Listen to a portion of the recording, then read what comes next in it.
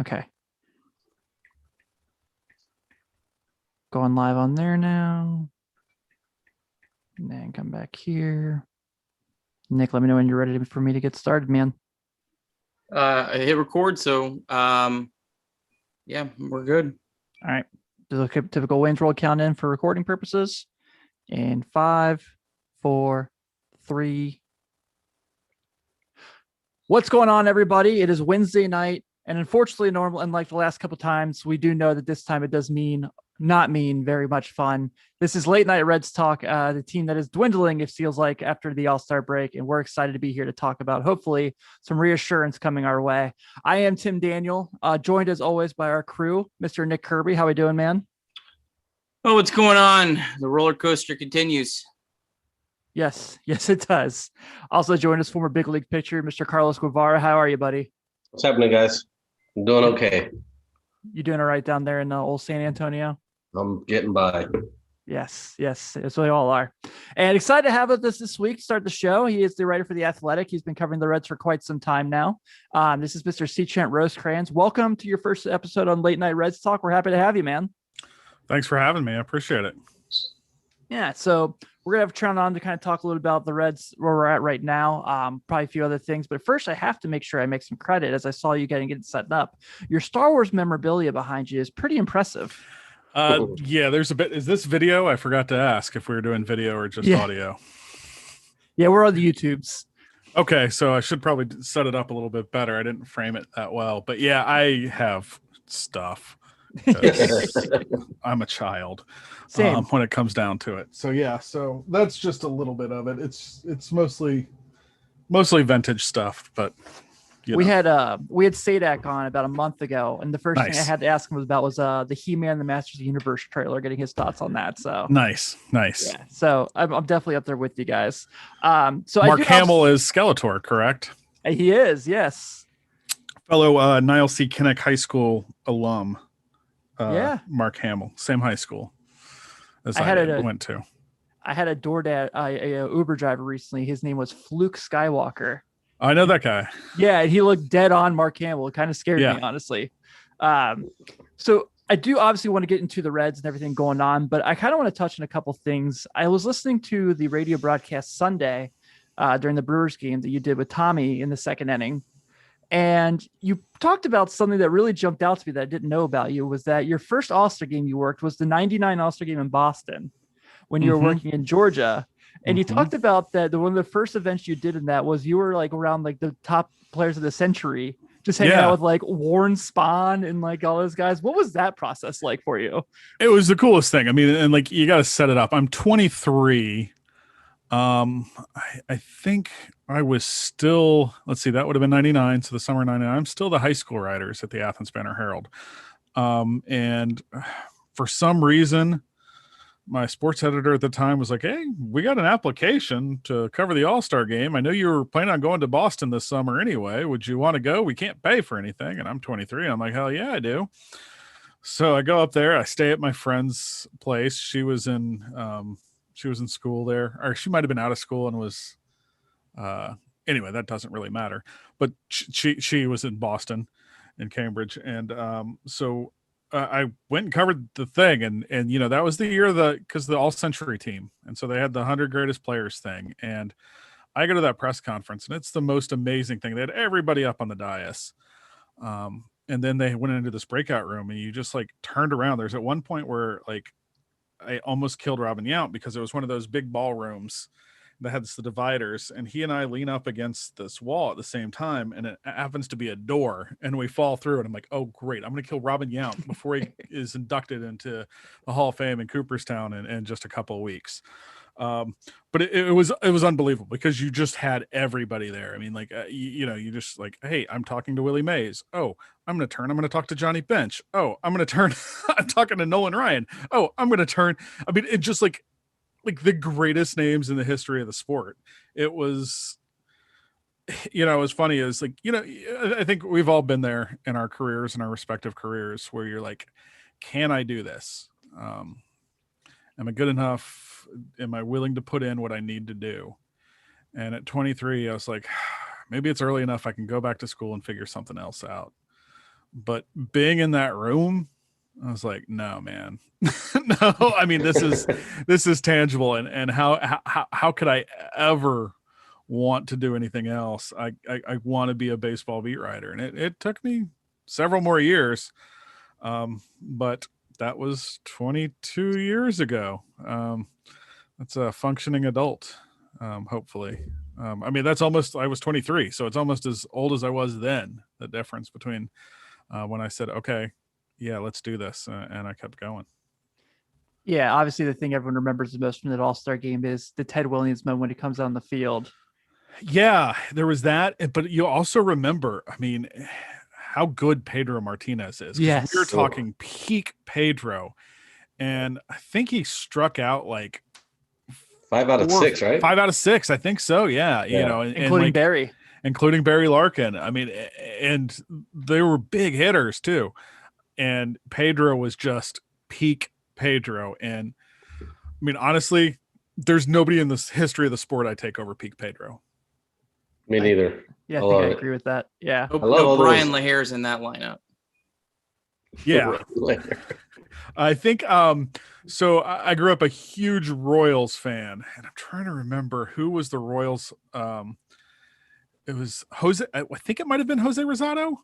That would be 2-time All-Star Jose Rosado. 2 Z's or 1? S. Oh, Jose Rosado was an All-Star. Yes, 2-time All-Star and 99. And honestly, if I'm getting 87 or 97 and 99, if I'm not mistaken, in 97 he got the win in the All-Star game. Let's see. Yep, got the win in the All-Star game and the 99 All-Star game at Jacobs Field. Jose Rosado, 2-time All-Star. wow. These are Shout the kind out. of things I remember. And you know, when you grow up a fan of a smaller team, that's what it is. Okay, so yeah, so I pulled that up. Pedro Martinez, Barry Larkin leads off, strikeout swinging. Larry Walker, strikeout looking. Sammy Sosa, strikeout swinging, not singing. Mark McGwire in the second. Mark McGwire swinging. Matt Williams, E4, reaches on an E4. And then Jeff Bagwell, strikeout swinging. Williams caught stealing. Mercy. I mean, like, it was unreal. And then the starter for the National League was Curt Schilling. So was he a Philly then? He was a Philly then. Yeah, I thought so. And then I remember, Sean Casey was in that game for the Reds, and Scott Williamson also. Yeah. You know, and I remember, yeah, it just, you look at that and it's crazy. Jay Bell started that game. Jeez Louise, I didn't remember that. He was a starter in that game? Yeah. Started for the National League. Second base. Wow. Yeah, this for the Reds fans that try to remember this too. This is coming on the heels of the year before in '98. Brett Boone made the All-Star game and didn't even play the All-Star game. He was like the one guy that didn't get in that bat. There are always those guys. So like, this of course is like a huge aside, but like, I love the All-Star game. I've always loved the All-Star game. Me too.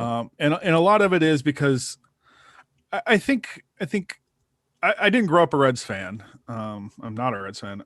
But I think part of my understanding is I grew up a Royals fan, and I never lived in that area, but I grew up a big Royals fan.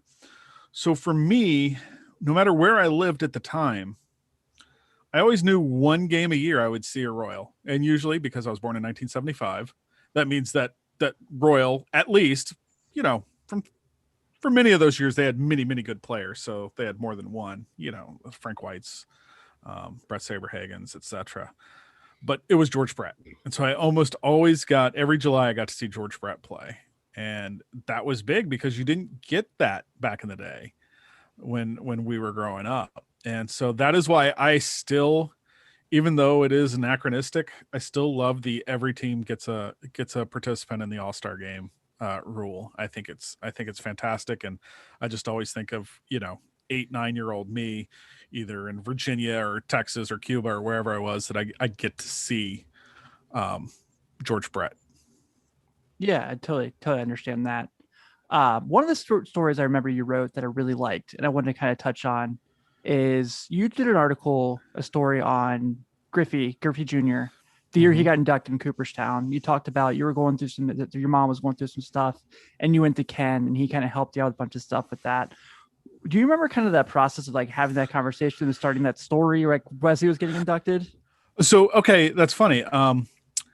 The story that I wrote was about several years earlier, me going to Ken and just knowing that his mom had colon cancer, and my mom had just gotten diagnosed with colon cancer, and he was the only one I knew who had dealt with this. And so we were in spring training. I said, "Hey, Ken, you got a minute?" And he said, "What?" Because he could tell something was up. I've still have a really good relationship with Ken. I like Ken a lot. We talk occasionally. So that day, he sat me down and talked, and he gave me his mom's phone number and says, "Give this to your mom." So it was one of those things that I had never written that story. It didn't feel like it was mine to share. And it was one of those things that, and I've known this through the years, when you're talking about guys at that level, you don't know all the stuff that they do, that they don't do it to get attention, and they would actually prefer you not. I mean, Carlos won't go into detail on this, but Joey Votto does a ton for other people, and he doesn't want people to know that, because that's not why he's doing it. Ken Griffey Jr. the same way. But it was funny. I had flown in because Ken let me. We of course know the day that they're going to announce the Hall of Fame, and I had reached out to Ken and said, "Hey, would it be possible for me to be there when you get the call?" And he said yes, and he invited me. So I was in his kitchen when he got the call. No kidding. Oh, that's awesome. It's pretty cool. It's really, really cool. So I'm in his kitchen, but like I had just, anyway, okay, this is one of those crazy things. I was on, because it was right after New Year's of, I guess, 15, 16. We had long had a vacation planned for, I guess it wouldn't have been my parents' 50th anniversary, because we did that not too long ago. I think it was when my dad was retiring. My sister, we took a cruise, both our families, my parents, my sister and her family, and me and my wife and daughter. And so it was one of those things where it's like I had that vacation, and then the Bengals, I was at the Inquirer at the time, and the Bengals were playing a Sunday night game in Denver. And they asked me if I could help out. I said, only if I can go from, instead of flying from Cincinnati to Denver back to Cincinnati, if I go Cincinnati to Denver to Orlando. And they're like, yeah.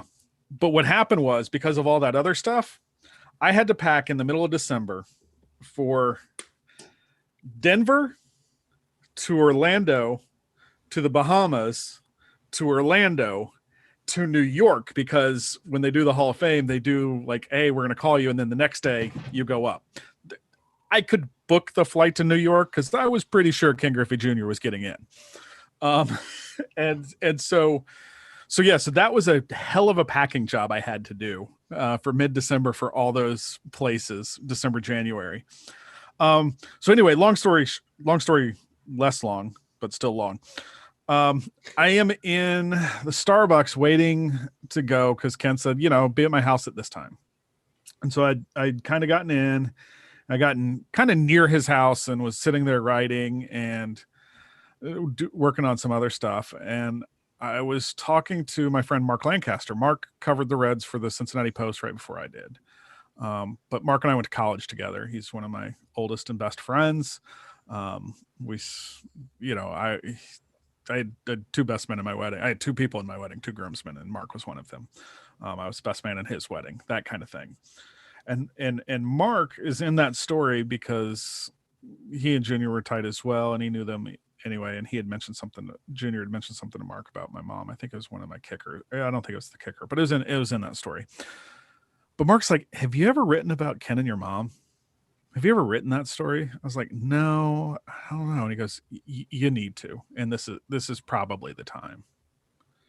So I was like, "Really?" And so I had like an hour, and I just banged it out and wrote it and said, "Hey, this will be something we can use this whenever." And they're like, no, you want to, we want that. That's part of this whole thing.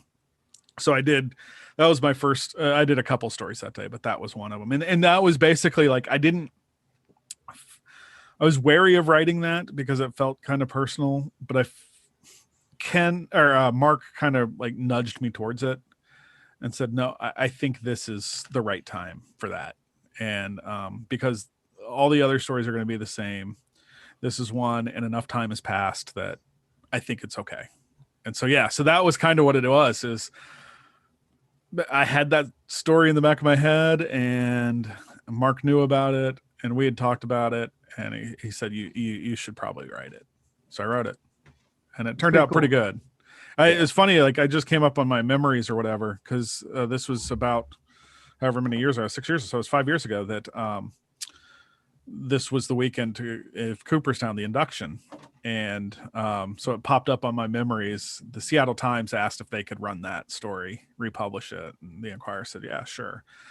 So it was in their section as well. So that it ran both in January in the Inquirer and then in July in the Seattle Times. And funny enough, I am leaving tomorrow to go to Cooperstown again because there are actually 2 induction ceremonies this year. This is the one for the Frick Award, which is the broadcasters, and the, oh God, if anybody's going to get this name correct, it has to be me since I kind of renamed it. The Baseball Writers Association of America Career Achievement or Career Excellence Award. Basically, we joke that it's the C. Montgomery Burns Award for, was it the C. Montgomery Burns Award for excellence or achievement in the form of excellence? I don't know. Anyway, it used to be called the Spink Award. Spink wrote forcefully about blocking integration, and we said, yeah, that's probably not the guy that we want our highest award after. So we just changed that. Long story. Well, again, I can't say long story short anymore because none of these are short. I am the president of the Baseball Writers Association of America currently. So part of that is giving out the award, which I should probably learn. They will probably write it down for me this weekend to both Dick Cagle, who won it this year, and then the family of Nick Cafardo, who won it the year before. Nick passed away just a couple of years ago, and so sadly he will not be able to get that. But yeah, so I will do that, and then because they split it up this year to try to get people in Cooperstown, they will have another induction ceremony in September, and I will also be at that one. So I'm looking forward to both of those. That should be really, really cool. So yes, man, you've asked 2 questions and I've rambled for like 15 minutes. So I really apologize. That's all right, man. That's all right. So that's what we're here for. We enjoy this stuff. And obviously when I heard you say that stuff about everything on Sunday, I was like, I got to ask him about that because I knew you were coming on the show this week. So we'll get to it real quick while we still have you. So obviously, everyone's kind of feels like the sky is falling 1-5 post All-Star break. Nick Castellanos, we learned, literally just a little bit ago, had a microfracture, I guess, in his wrist from getting hit by the pitch Friday in the first game back from the break. I went Saturday and sat through that debacle of, the extra innings and the rain delay, and that was terrible.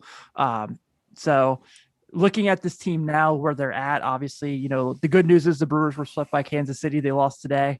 Do you kind of still, for what you're hearing from the fan, do you feel like it's maybe we're kind of that teetering line where forever felt like they were potentially buyers moving forward, and now it's up in the air? Yeah, and the Cardinals are kind of in a similar spot. I still think it's got to be tough because they're not taking any advantage of the Brewers losing to the Royals. And how realistic is it? Well, the rest of their schedule is not real good. They're not playing good teams the rest of the way. I think that, let's see, how many teams with winning records do they have left? They have 3 more against the Mets. Do the Phillies have one now, a winning record now? There's 3 games against them. 3 against the Dodgers, 2 against the White Sox. I mean, that's about it. I think there's like 12 games against teams who have winning records right now for the rest of the season, over 70 some games. It's really pronounced in September if you compare the 2 team schedules, because the Brewers don't play the Pirates in September and the Reds play them obviously 9 times in the last 9 times, 3 18. against the Tigers. You know, it's like you said, it's pronounced, and the Cubs could be very different by then. I think the waiver trade deadline being moved kills the Reds, because I feel like it could really have potentially capitalized on that, kind of waited. And that seems like maybe more of the players the Reds are probably looking at anyways. Yeah.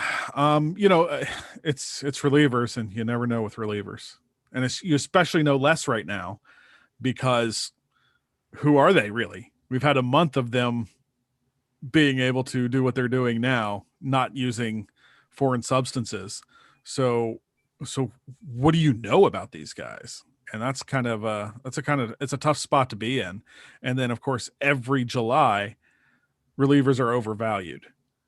And what do you give up? And there are only so many to go around, and how many of them are good anyway?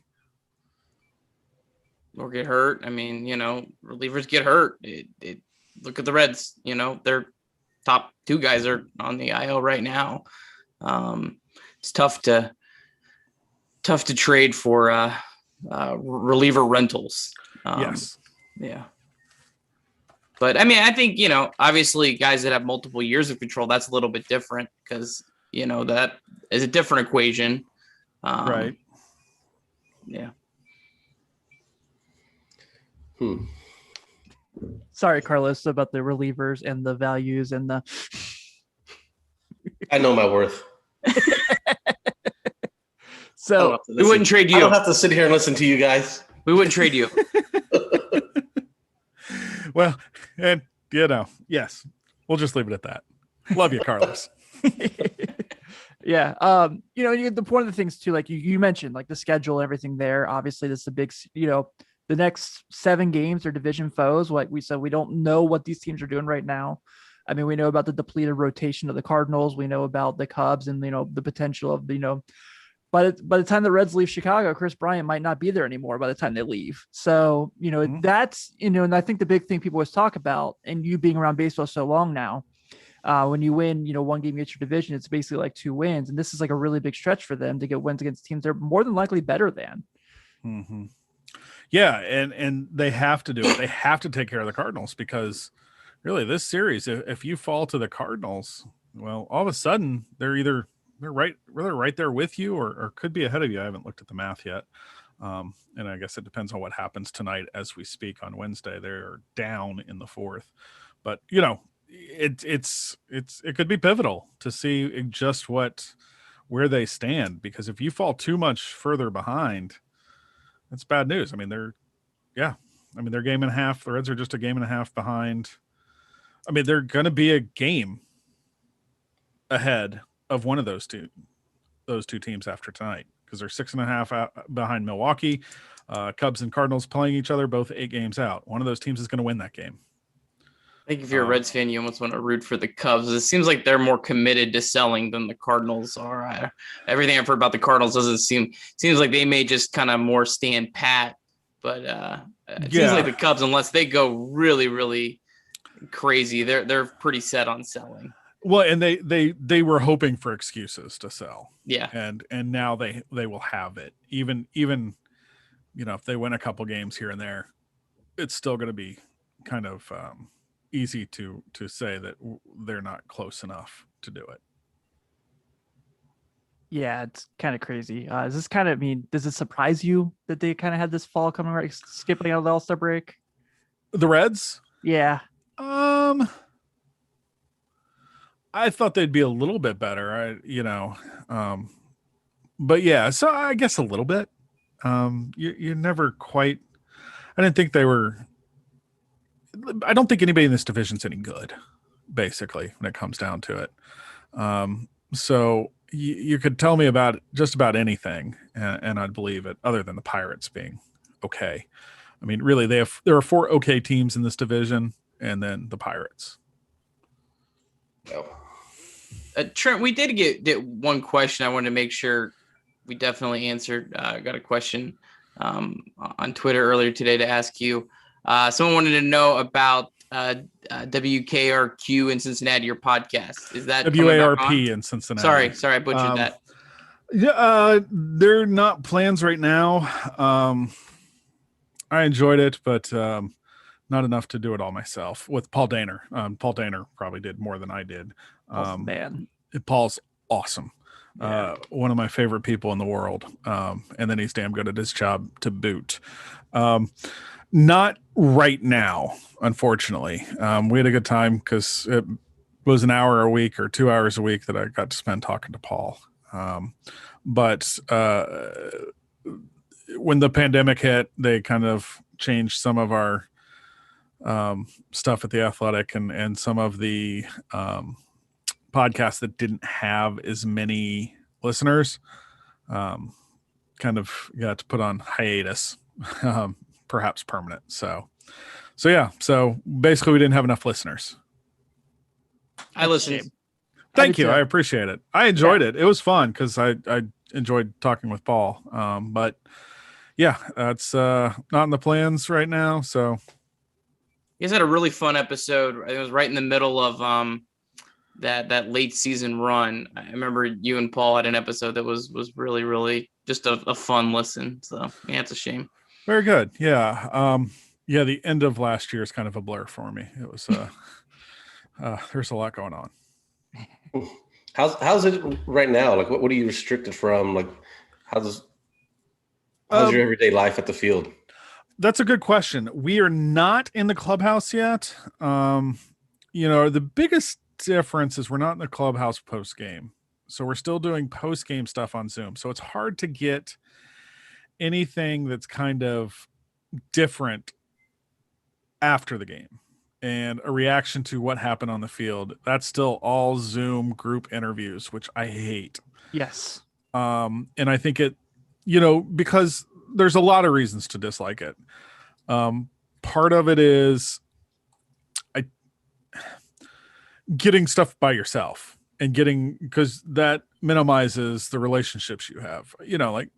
Carlos can talk to this. Like, who the guys are, who you can trust and who can say something, and you can say, listen, all right, this isn't to be printed, but this is what's going on. Or this is, I don't want to say it this way, but you can paraphrase. And there are certain guys who will do that for me and they'll say, hey, listen, this is what's really going on. I can't say that publicly.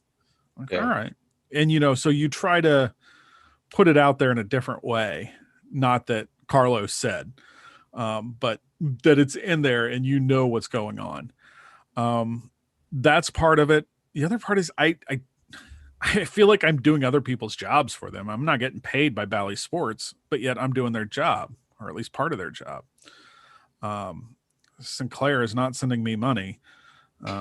And sometimes, me, Mark, Bobby, Charlie feel like maybe they should. And also, asking questions for TV is different than asking for print. When I write, I'm a big believer, and I still do this even on Zooms, even though I know it's kind of performative. I believe that my question should never be more important than the answer. And I don't know that everybody else shares that. And I don't know if that's really like TV. They're part of their performance. They're part of the show too. So they have to ask their questions differently.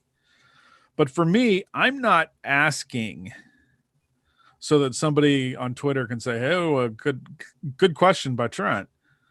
I'm asking so that I can get the answer.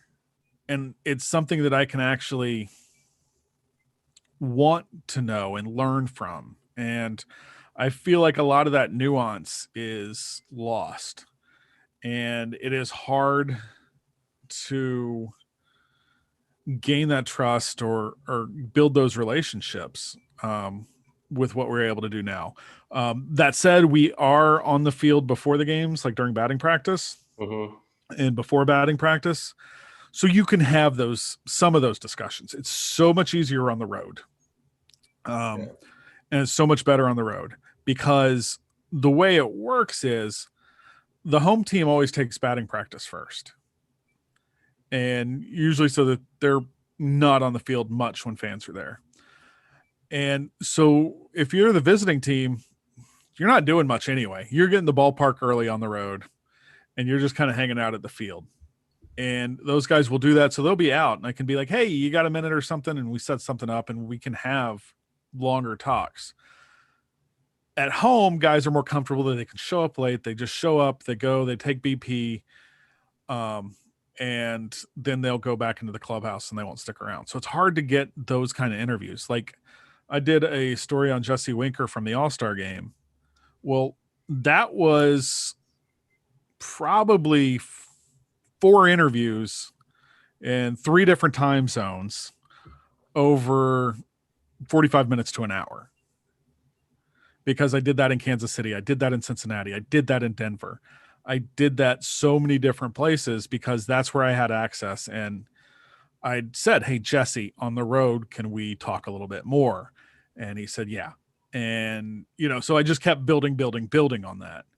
And those are the things to really get that kind of time with people and to get into that kind of story. And this was a story that I couldn't do over Zoom, because it was Jesse talking about his daughter and like his decision not to really talk much about it before and how she changed him and all these things that I don't get if I don't know Jesse Winker since he's 19. And I also don't get if it's just on Zoom and it's not him and I talking alone. Right. Yeah, I think it would be tough to build any sort of rapport or as a player, I want to be able to trust you. And yeah. Well, and the other part of this is, and I think this is a great point as a player. One day we were there when we got on the field and Wade Miley I think this was even before we got on the field. Wade Miley says, I miss you guys in here. Really, Wade? Cool. He's like, yeah, because if you write something I don't like, I can wring your neck. And I said, exactly, Wade. There is accountability. And if I write something, I'm sure shit showing up there. I'm sorry, I didn't know. No, you're totally. We do too. Okay. Nick has a really bad mouth. You're good. Oh, good. I sure shit am going to show up. Like the other night, I wrote that, hey, this is bad. Seasons don't end in July, but this ain't good. And I had someone, and it's not somebody that most people would name the name. So I don't need to play guessing games. Sure. But the next day, I wrote, hey, this looks like the season might be over. They don't end in July, but it ain't looking good. And I had someone come up, and it was it threw a couple people because he's like, happy opening day. And then like, kind of smile. And he's like, yeah, amazing opening day. And the league already gave us 4 games over 500. His point was, oh, well, the season ended last night. Today's opening day. You've already said our season's over. Then what are we still doing here? And I got his point. It was funny. A couple other people were like, what is he doing? And I was like, no, this is what it is. But you know what? If I write that, I make sure I'm there the next day. There are days I take off. Saturday was a day that I had taken off. I know that was, it wasn't any great foresight, but was I glad I had taken that off.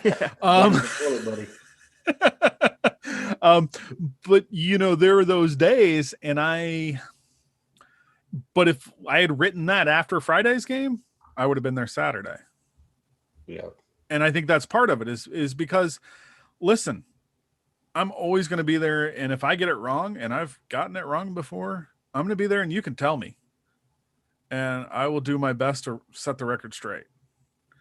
And I think those of us who do the job seriously, when we make sure that if we write anything critical, we're going to be there and we're going to be seen. And we're going to say, hey, you have your chance. I had mine. You have yours. That's, me, Mark Sheldon, Bobby, and and I've seen Charlie do it too in his limited time with that actual ability. So the guys who are actually on the beat, who are actually doing the beat work, do that. And it's a point of pride for all of us, because I think it's only fair. And that's one of the many ways you build trust. For sure. Yeah, absolutely. Well, Trent, man, we did hit the time you had with us. So thank you again for everything you gave us, man. I really appreciate it. Yeah. I'm sorry I had to cut out early. No worries. So next, there will be a next time. If anytime you guys want, let me know. And Carlos has my number, because I have Carlos's, because like I said something to my wife, like, oh yeah, I agreed to do a podcast. I said, Carlos. So, and she's like, oh yeah, it's like he was part of the Mappo story. So I owe Carlos many times over for that fun stuff. But yeah, anytime, certainly let me know. We'll do it again. And I apologize for having to bug out early tonight. It's been no worries, man. We're glad to have you. Randy Slack told me to say hi to you though. All right, cool. Yeah. Very good. Take it easy, man. Thanks for joining us, Trent. Thanks, guys. Thanks, buddy. Appreciate it. Appreciate it. So I did not know that he was in Ken Griffey Jr.'s kitchen when he got the call that he was inducted into Cooperstown. I knew like he was writing the story, and I remember him like putting that story out that I talked about. No clue he was like there when he got the call. That's pretty cool. It's a cool story. Yeah. So guys, now that we are now at 1-5 post All-Star break, and I need some optimism from our guy Nick Kirby. You're always the one that when I feel like things are going to shit, you give me like the it's gonna be okay talk. So Nick, tell me it's gonna be okay. Why do I always have to be this guy? Because Nick. Because I sure as hell not Nick. Well, you guys don't live here anymore. I still live here. I still am around this all the time.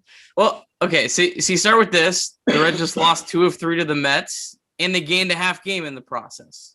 That's a positive, right? I mean, you don't need to lose a series and gain ground, but they did. So they gained a half game. They're 6.5 back. They're not 12.5 back. I don't know. They're one good weekend away from completely changing the narrative, right? I mean, and it's all perspective right now. The Reds could have, took 2 of 3 against the Brewers, but then the Brewers sweep the Royals, and they're probably right about the same, so it's all about perspective right now. Castellanos news isn't awesome. That's not fun. But hopefully, I hope they're going to play Aristides Aquino. I don't know what they were doing for 3 days.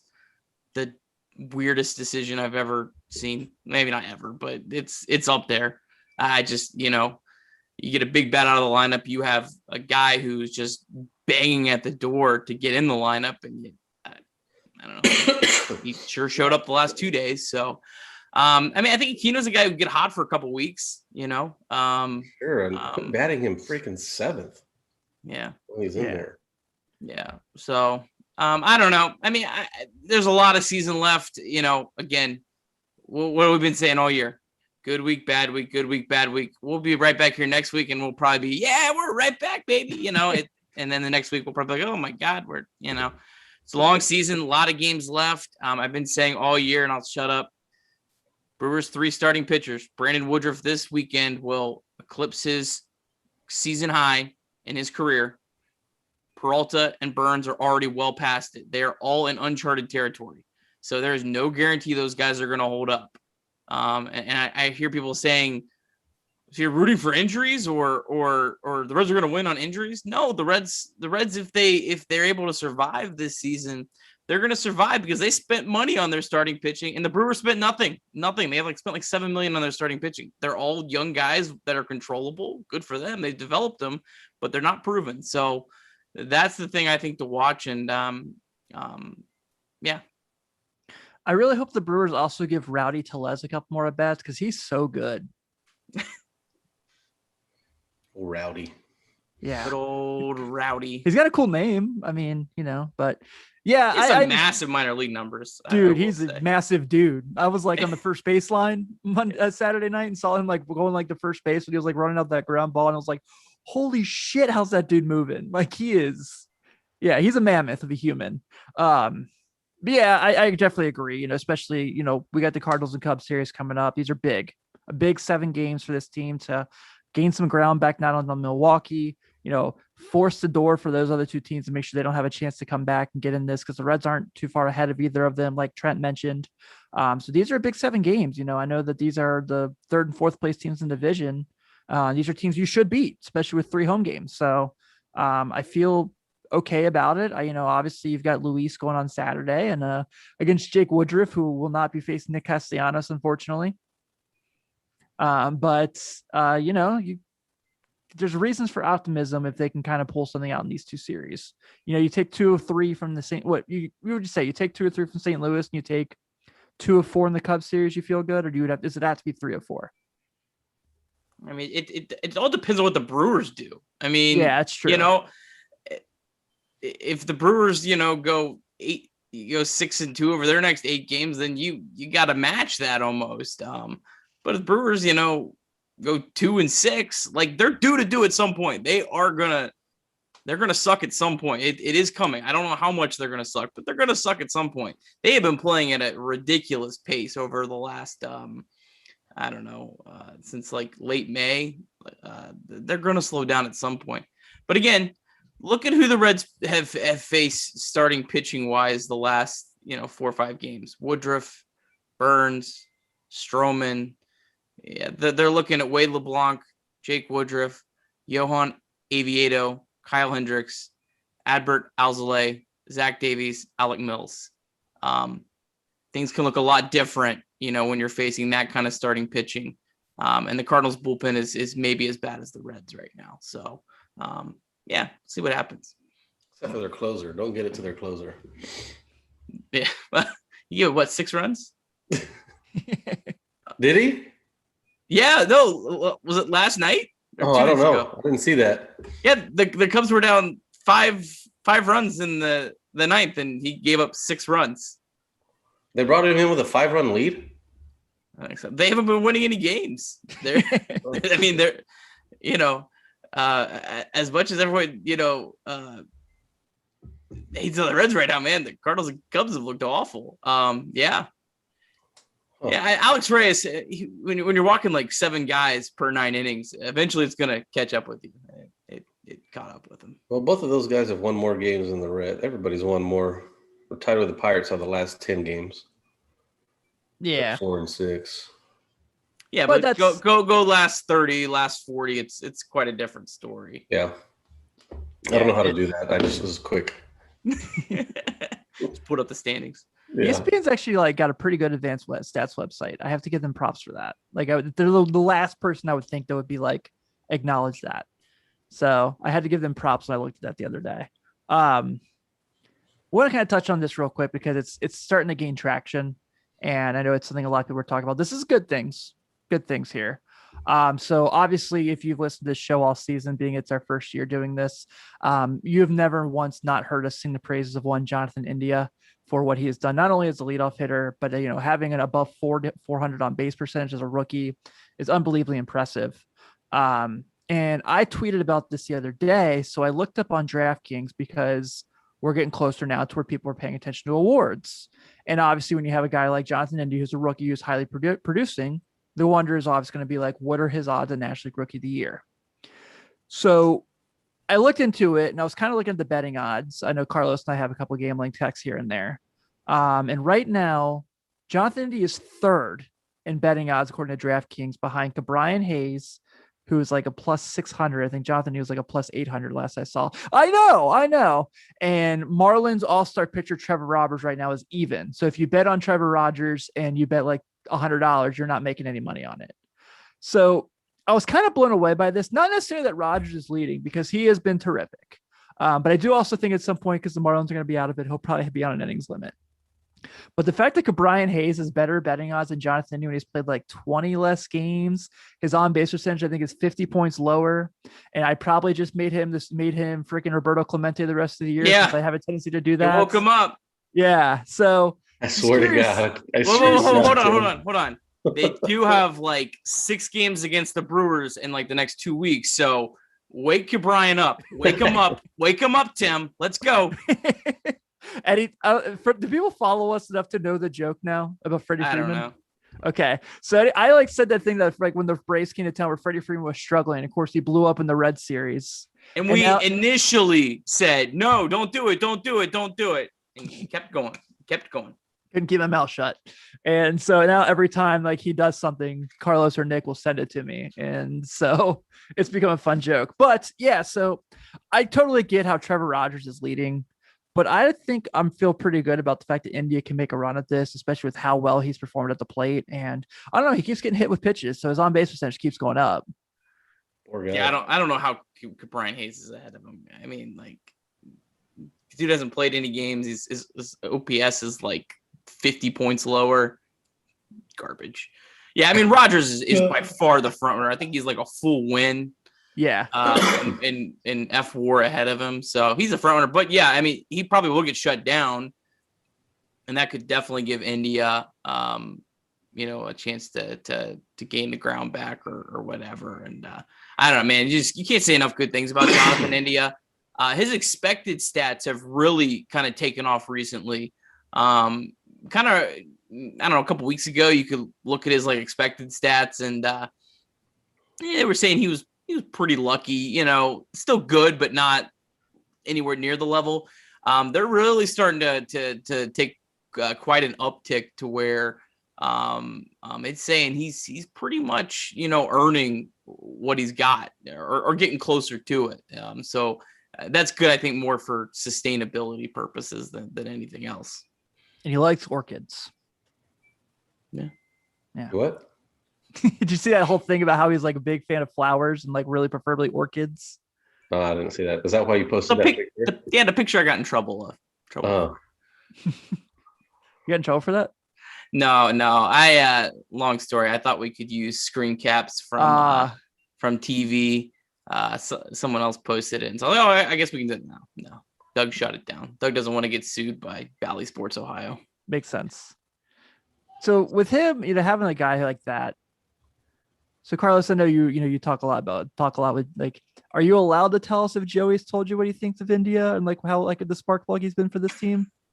We haven't talked about any specific player like that. If we ever do, it's like at the end of the year or in the off season, stuff like that. I mean, yeah, makes usually sense. Whenever we talk, it's usually about stuff other than baseball because he's pretty worn out about that. I can imagine. During the season, he's going at it all day, and then last thing he wants to do is have me ask him questions about that. So, yeah, that makes sense. It's been about the finals lately. Yeah, I don't think the city of Milwaukee cares that the Brewers got swept today. I don't think they do. Hey, they were at the game last night. Yeah, Christian Yelich was there. Like, yeah, the owner got him a suite, and they were there. And yeah, I hopefully that messed them up. I don't know. Hopefully they go to the parade too. Yeah, enjoy it, celebrate hard. You know when something like this is going to come around again. Yeah, they don't come. Hours into the night, just keep on doing it. If you need to take a couple days off, yeah. I mean, call up some guys, Let Giannis have a couple of ABs, like activate him. Giannis. That would be kind of awesome. I would pay money to see Giannis do that. They don't make pants long enough. No. I remember like there was that clip of LeBron taking batting practice at an Indians game, and it was like, oh yeah, this is why you played basketball.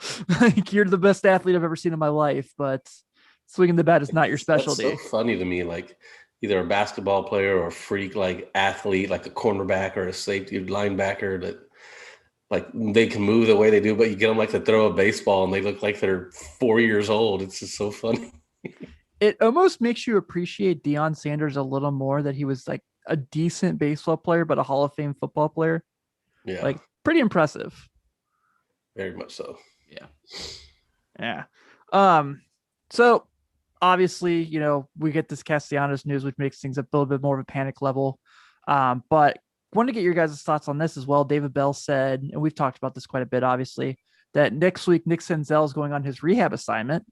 And he has mentioned he'll see him play shortstop and center field next week on his rehab assignment. So was curious your guys' thoughts on hearing that news. Play him as many places as you can. At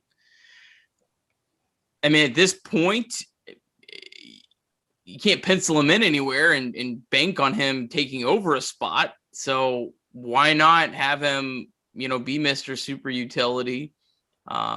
If he is able to stay healthy, he can be very, very valuable there. I don't think the Reds have a need in center field right now. With Naquin and, with Aquino right now. I guess I'm a little surprised. I don't know. Maybe reading into it, maybe they are feeling better about Moustakas, because I would have thought, they're not going to bench Suarez anytime soon. But I would have thought maybe, have Senzel starting a game or two there. So I'm a little surprised they didn't mention that. Maybe they just feel like he doesn't really need to take any games there. But yeah, I don't know. Yeah, I mean, I'm with Nick. Just put him out there wherever he can, fill him in. You can get in the lineup. Somebody gets dinged up. India's getting pretty banged up. Daily. You could use a spell. Like more plays he can play, because Nick said you can't pencil him in anymore. We can't just say, okay, he's our center fielder and batting sixth or whatever. That's not what's going on right now. We're not at that point of the season. Can't rely on it. There's just so many different moving parts on the roster right now. It's just the more spots you can play, the better. Yeah. I can't see. Right? Yeah. I can't see him playing shortstop 5 times a week. It might be more of kind of like a double switch type of deal, the last 2 innings or something like that. I don't know. I'd still be kind of surprised if it was in there, you got the start at shortstop.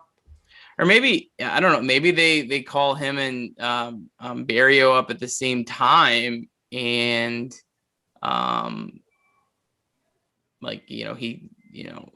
not going to probably call Barrio up and have him play 7 days a week. Maybe have him play 5 and get Senzel start there. And I don't know. I don't know. Kind of seems like a desperate move. He can't be any worse than Suarez at shortstop. I was going to say, hit any worse than Kyle Farmer.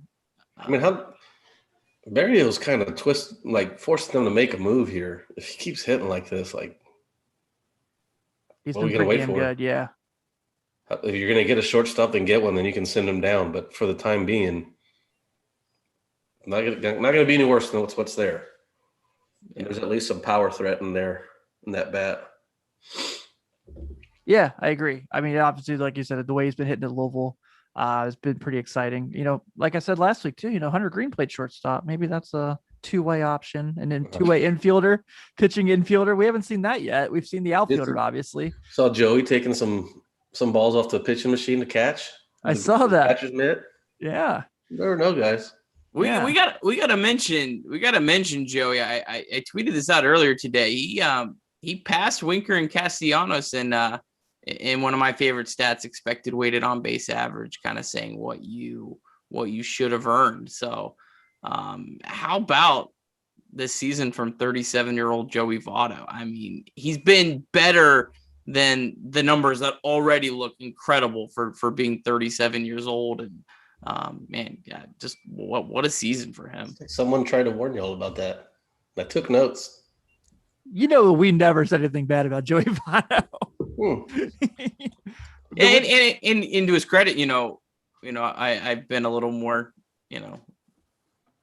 concerned about some of the left-handed splits. He had 2 massive hits against left-handed relievers on Monday and Tuesday.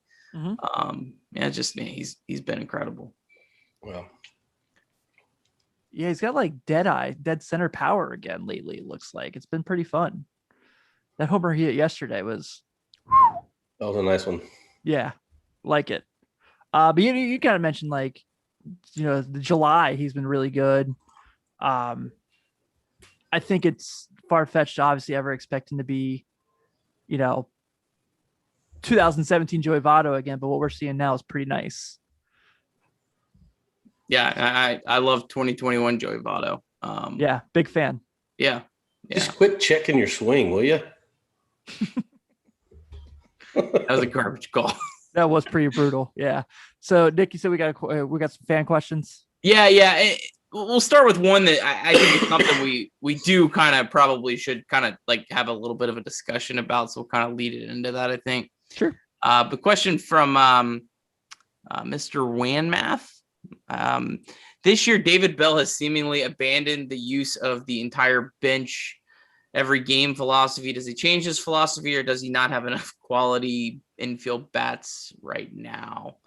And then I think probably, have a discussion maybe, about Bell and some of his recent, managing, and because I know that's kind of been a hotter topic than normal the last couple of days. I don't necessarily think he's changed his philosophy. I mean, he's still, like he pinched hit Freeman over Aquino, so he's still very. And then pinch ran Aquino. Yeah. But I don't think it's changed. I mean, I think there's been a little less moving parts just because there's not as many quality players like last year. I mean, the Reds had like multiple platoons. I don't know. The very interesting thing for me would be if you have Senzel, and say you had Barrio up and you have Aquino, would they platoon Winker? Because I think they should. I think the number's 100% supported to everyone, despising it. But like he doesn't have that option right now. Like there's no viable option to platoon with him. So I think it's more about the personnel. So I don't know. What's your guys' thoughts? And then we'll get into maybe more of a discussion of his. Yeah, I mean, there's not a whole lot of options to come off the bench right now, and I mean, usually managers would kind of go off a feel of the game, and right now it's like it's probably predetermined who's going to be first off the bench no matter what. Like there's like a pecking order almost. I mean, he's like I've said many times, he's just playing with the cards as he's been dealt, and he's had a rough week for us being a Monday morning quarterback, but I mean, I still have all the faith in the world in him. He's done a really good job. So, yeah, I was at a game Saturday where Mike Freeman played center field. So that tells me everything I need to know about the status of the bench. Uh-huh.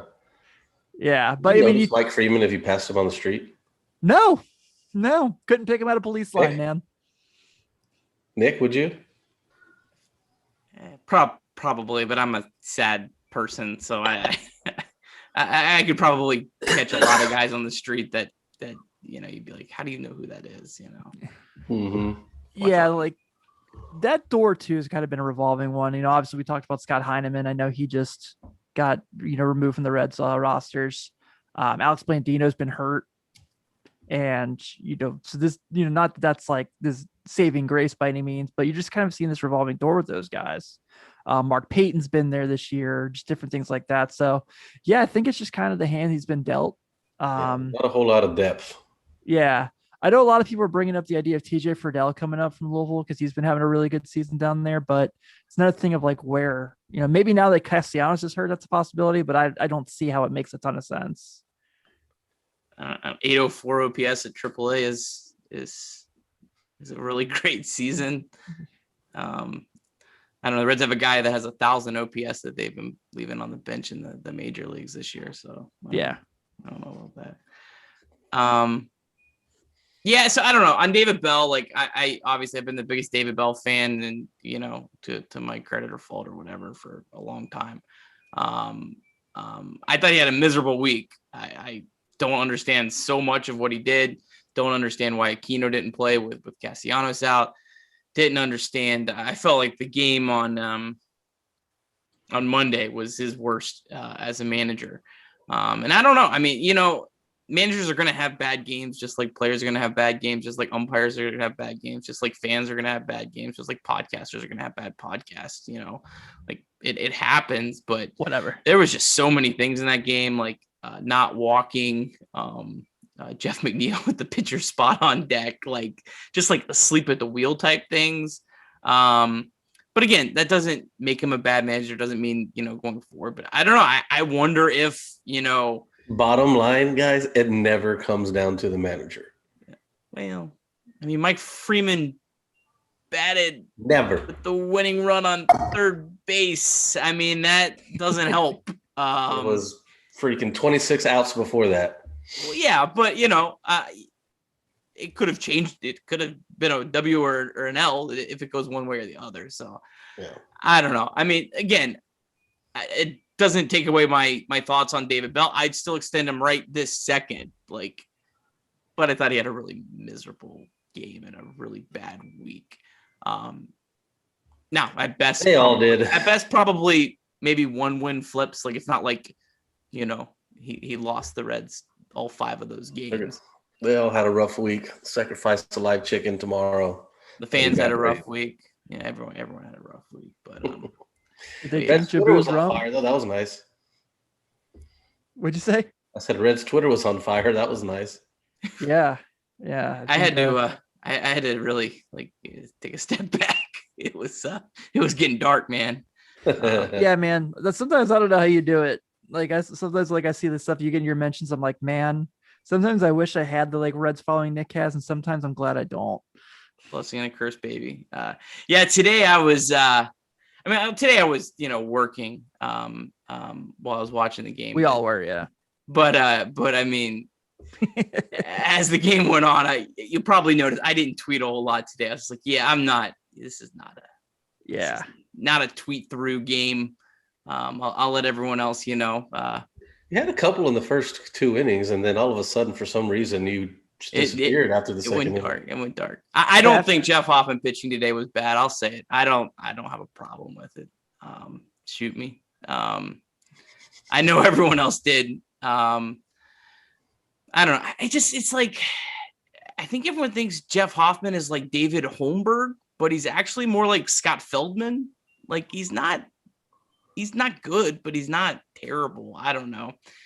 It's just, it's a long grind this season, and they're getting all of their starting pitchers an extra 2 days of rest. And I don't know. I'll question a lot of things, but the thing I don't typically question is the health of a player, because I'm not there. I don't know. I don't know if did Tyler Mahle after his last start kind of say, hey man, my shoulder's a little sore than it normally is, or they didn't start Wade Miley till the 5th game after the All-Star break. Was there a reason for that? So there could be more reasons than we're letting on. And again, the team the Reds are chasing have been using a 6-man rotation for the majority of the season. Now they have younger pitchers, but I don't know. Carl, I know you have a different opinion on that, and you actually pitch, so I'll take your more opinion than any of the people in my mentions today, because you would know. I don't know. What's your take on Hoffman pitching and, the Reds getting 2 days extra rest for I didn't think it was a good spot for it. It's not like we're in April or May. It's down 6.5 games. And we're in the middle of a losing streak, and it's just a different feeling whenever, I don't want to be too harsh on him. Like I said, he's not as bad as, what Twitter makes him out to be and stuff like that, and even the way I make him out to be. But it's a different vibe whenever you go to the game like that, and then you give a, quick home run. That was fine, but then the walks, and then the load on the bases, and then the homer, and that just, that's deflating. I don't care at what level you're at. It's going to be hard to come back. And a day game, players already hate day games.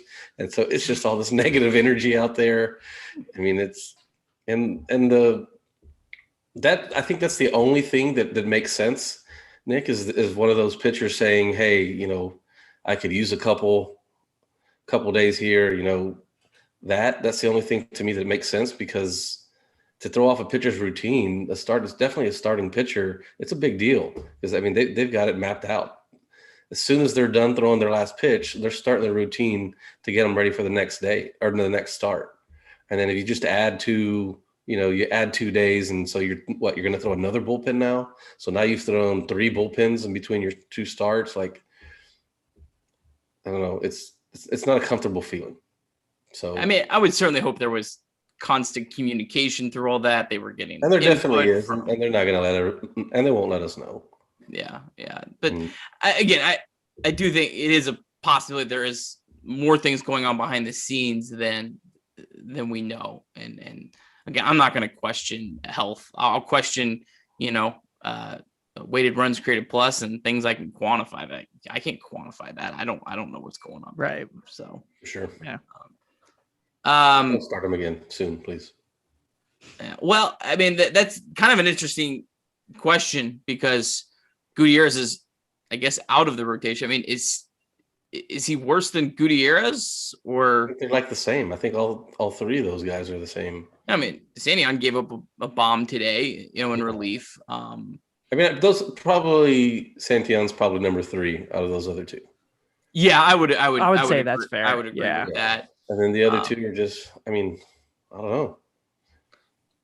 I don't know. I think I may lean Hoffman over Gutierrez, but again, I'm not like they say we want to go with Gutierrez. I'm not gonna be mad either way. So I guess I wouldn't say I'd be mad if Hoffman starts again because who else? And I don't think they think Hunter Green's ready. And Hunter Green has an ERA of over 4 at AAA right now. The last thing you want to do is call up Hunter Green. He's not ready. He gets beat around and has to get sent back down. Like that's not gonna do anyone any good. Lodolo is still in AA. Like he can't come straight up. So I don't know. Kind of right now, it kind of. Who are the other starters in AAA right now? That's it. I mean, there's no one else knocking on the door. I think Alanis was starting in AAA, and now he just got called up to the big league roster. And yeah. So again, I don't. I guess if Hoffman starts again, it's fine. But I think that's probably the last of the 6-man rotation until they have to. But who knows? Yeah. I think it's some more. We got a lot of good questions kind of flowing in, so definitely make sure we get to some of these. Yeah, by all means. With Nick likely hitting the 10-day IL, of course we don't know that for sure, but it doesn't sound like he's going to be ready on Friday.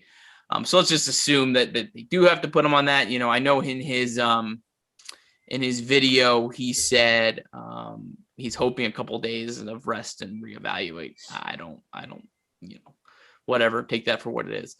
Who would you call up? So I don't know. I was kind of looking through the numbers. The Reds don't have an outfielder to just replace it. I don't think they would need to call up an outfielder. But I guess the guys that I would be looking at would be, obviously they could call up, Barrio, and kind of shuffle guys around. But it's probably the Alejo Lopez, calling him back up. He could come back up if he's replacing an injury, or Max Schrock. Both of the guys hitting well at AAA, and or maybe you could go a little deeper down and Logan Morrison. Yeah. I think he's still on the rosters. I don't know. That's probably the guys. Isn't Maxwell Smith on the Louisville team too? Yeah, but he's Logan Morrison was always on my MLB The Show team somehow. Yeah, I didn't have it was money. like the free card. To grab somebody else. Yeah. Malik Smith has a 553 OPS right now. Woof. At AAA. So Woof. he would not be on my radar at the moment. No. But yeah, I mean, again, I said earlier, I think it's got to be Aquino. I don't. You play him until he shows you otherwise. At this point, so I agree. Yeah, I'm with you. I mentioned TJ Friedel earlier. That's the only outfielder I could really see, but that involves a 40-man roster move. So, yeah. Adam corrected me because I'm wrong as always. Reyes didn't start that inning in Chicago or against the Cubs. I don't know. I think it was at Busch Stadium, which makes it better. But Alex Reyes did not start that inning, Carlos, so he didn't give up all the runs, but he was at the end of it. Wow. Can we all say that? Can we all say the Jeff Hoffman experience is over? Again, I think we kind of covered that. It doesn't. Yeah, he might have to start again, and I don't. yeah, it's flipping a coin really at this point. But yeah, okay, I guess that's kind of it. A lot of it were just kind of comments in here. Sorry. So just how about win some games that he's not starting? So if he does start, it's not the end of the world like it was today. Yeah. Yeah. And I mean, look, we're looking at, potential start against the Cubs. I know, they could have several guys traded by the 27th would be when he would line up again. I mean, they could have some guys traded by then. Mm-hmm. They could be not playing guys like Bryant. They've taken him out of the lineup. So, it could be a fortuitous lineup, to face. So that's what it is. Pretty much everything else we had was more just kind of comments and stuff. Not really any additional questions. Yerman Mercedes retired. What? Yeah. What? For real? Yeah. I said it's over on an Instagram post. Huh. First of all, I want to thank God for giving me the life of fans. Without them, I was nothing to my family for understanding, blah, blah, blah, blah, blah, blah, blah. Not feeling decisions. Late Night Red Sox breaking news. Yeah. Damn. Carlos. Our Ken Rosenthal. Over. It's over. He'll be back. Yeah, I mean, Tony La Russa is your manager. I'd hang it up too. Yeah, no kidding. Oh. Let me ask you guys this before we potentially close out. Did you have an issue Saturday? I saw a lot of people were mad about this. I didn't necessarily have an issue with it. Did you have an issue with Lorenzen playing in the outfield after he pitched Saturday? No. I didn't either. What he does. Yeah. And he got injured a light jog home. Yeah.